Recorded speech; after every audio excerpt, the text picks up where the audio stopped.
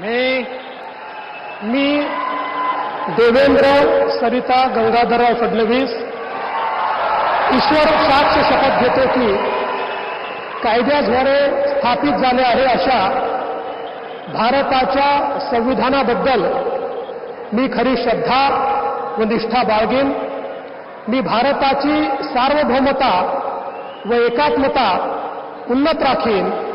मी महाराष्ट्र राज्याचा मुख्यमंत्री म्हणून माझी कामे निष्ठापूर्वक व सत्सद विवेक बुद्धीने पार पाडेन आणि संविधान व कायदा यानुसार सर्व तऱ्हेच्या लोकांना मी निर्भयपणे व निपक्षपातीपणे तसेच कोणाच्याही विषयी ममत्व भाव किंवा आकस न बाळगता न्याय वागणूक देईन।